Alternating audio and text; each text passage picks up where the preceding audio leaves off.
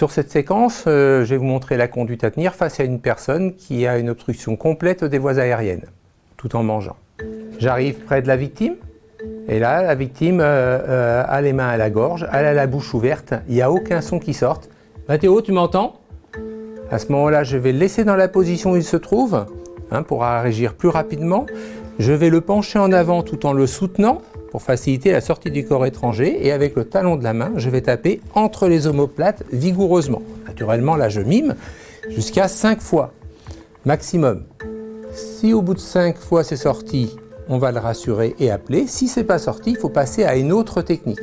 Donc tout en laissant la victime dans la position où je l'ai trouvée, je vais me mettre à sa même hauteur derrière elle, passer mes bras sous ses bras, et mon poing, le dos de la main vers le ciel, je vais le positionner juste au-dessus du nombril. À l'autre main par-dessus, mes bras écartés. Et là, en étant contre la chaise pour avoir un plan dur, je vais tirer vers moi et remonter. Ce geste-là va compresser les poumons et donc faciliter la sortie du corps étranger par un effet piston. Et donc là, pareil, 5 fois, deuxième fois, crash. Voilà, et tous. Voilà. Là, la victime tousse. Elle est sortie d'affaire, on va la rassurer. Ne t'inquiète pas, ce qui t'empêchait de respirer est sorti, d'accord? Tu risques plus rien, ça va, tu respires mieux? Ok, bon ben voilà. Et pour avoir un avis médical, car seul le médecin peut faire un diagnostic, eh bien je vais téléphoner et avoir un avis. Pas forcément pour qu'il se déplace, mais pour avoir un avis médical.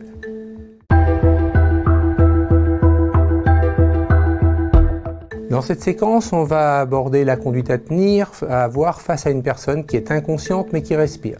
Là, j'arrive près d'un jeune qui est sur le sol. Je regarde effectivement s'il y a un saignement important. Non. Et là, je vais commencer à vérifier s'il parle. Tu m'entends? Serre-moi la main. Cligne des yeux. Et là, pas de réaction. La victime est donc inconsciente. Il va falloir qu'on bascule la tête en arrière pour libérer les voies aériennes. En fait, lorsque la victime est inconsciente, elle est bien plus molle que lorsqu'elle dort. Tellement molle qu'effectivement, la langue a tendance à descendre. Le problématique, c'est qu'effectivement, ce qui est dans son ventre est très liquide. Ça peut sortir, il peut se mettre à vomir. Et là, s'il vomit, les sécrétions gastriques peuvent descendre dans la gorge et comme il respire, ça va dans les poumons, il va mourir noyé dans son vomi. Donc il faut le mettre sur le côté. Pour cela, on commence par retirer les lunettes pour préserver le visage, rassembler les jambes. Le bras qui est de notre côté, on va le mettre, faire 2 angles droits vers le haut pour libérer l'articulation, faire que la circulation sanguine se fasse bien. Prendre la main opposée, la mettre contre son oreille. Ça va garder la tête, les voies aériennes libérées le temps du retournement. Soulever le genou extérieur pour faire un bras de levier. Et donc sans effort, même si la victime est plus lourde que nous, en appuyant sur le genou, ça tourne tout seul. Ma main bloquée, je la retire en tenant son coude.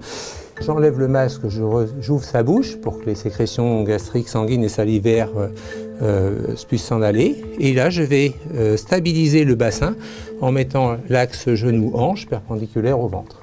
On va couvrir la victime avec un pull, une couverture de survie pour la préserver donc, des intempéries et préserver sa température corporelle. On prévient les secours pour dire que la victime est en position latérale de sécurité et on va surveiller. Il faut vérifier qu'il continue à ventiler. Ne t'inquiète pas, les secours vont arriver. Il y a des victimes qui entendent tout jusqu'à l'hôpital, donc on continue à leur parler. Je vais mettre la main sur votre ventre et là, il faut que l'on puisse sentir les mouvements du ventre pour s'assurer que la victime respire et donc assurer la surveillance jusqu'à l'arrivée des secours.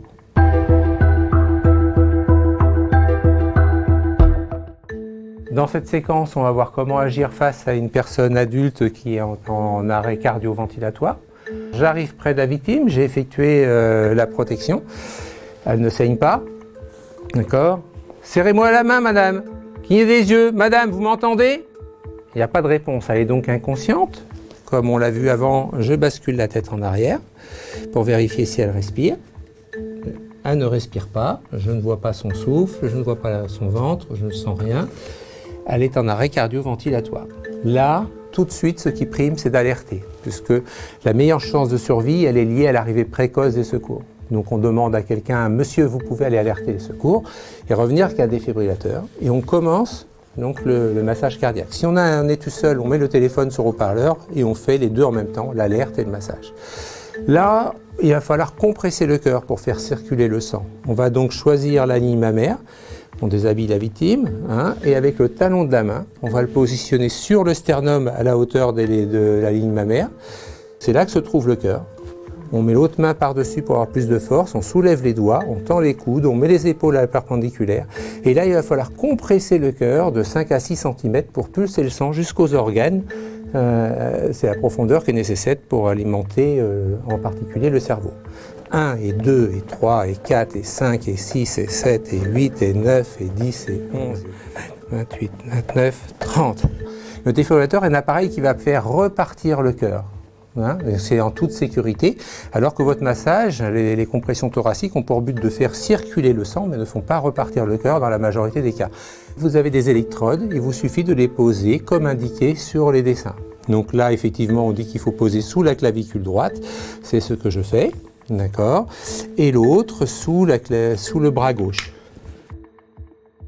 Ne pas toucher le patient. L'appareil vous dit de ne pas toucher, donc je laisse analyser. Le patient. Analyse du rythme cardiaque en cours.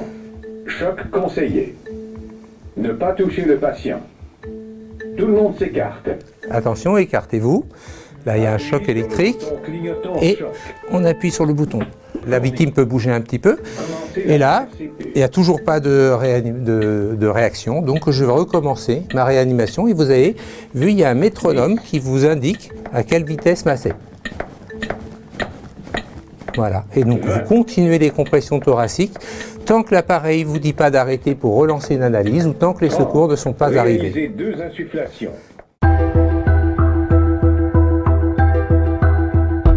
Dans cette séquence, on va voir quelle est la conduite à tenir face à une personne qui saigne abondamment. Tu veux appuyer sur ta plaie ou pas, Rose ? Non, tu veux pas? Bon, écoute, je vais appuyer à ta place. Voilà, elle ne peut pas appuyer parce que ça lui fait peur.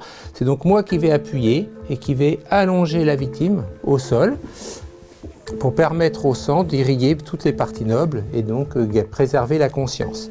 Donc je vais appeler les secours avec le téléphone en précisant qu'elle a une hémorragie. Mais si maintenant j'ai besoin de me libérer pour pouvoir effectivement appeler les secours, eh bien je vais remplacer ma main par ma ceinture, une écharpe. Tiens, justement, elle a une écharpe autour du cou, ça tombe bien.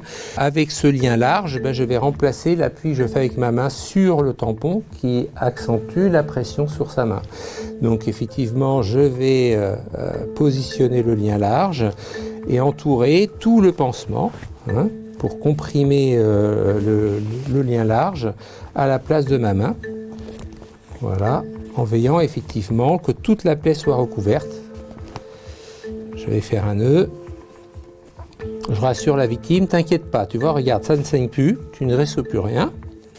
Et avant justement de me libérer pour alerter les secours, je vais veiller effectivement à couvrir la victime pour la préserver la chaleur de son corps. Il faut absolument tenir au chaud les victimes d'hémorragie pour éviter l'hypothermie. Surveiller effectivement que le pansement est efficace.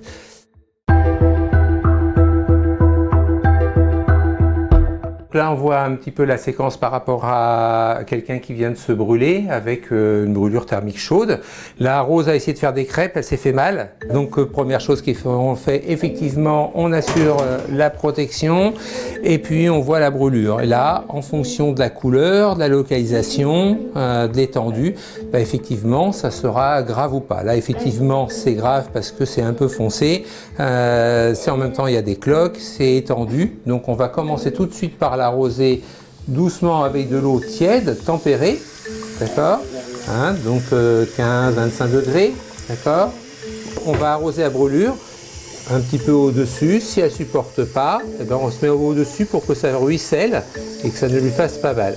Pendant qu'elle est arrosée, je vais téléphoner au secours pour expliquer la situation, dire qu'il y a une personne qui s'est brûlée et que la brûlure est étendue, elle est un peu noirâtre, il y a des cloques, elle est supérieure à la moitié de la paume de la main. et pour connaître, la durée d'arrosage et leur demander de venir. Une fois que j'ai atteint la durée d'arrosage préconisée par les secours, eh bien effectivement, je vais allonger la victime au sol pour préserver la conscience. Et puis pour préserver la chaleur de son corps, puisqu'en fait chez les brûlés, le danger c'est l'hypothermie et l'infection, et bien effectivement je vais couvrir la victime et effectivement attendre l'arrivée des secours. Si maintenant la brûlure est simple, eh bien on va pouvoir rester 10-20 minutes sous l'eau pour pouvoir atténuer la douleur de la victime sans être obligé d'appeler les secours.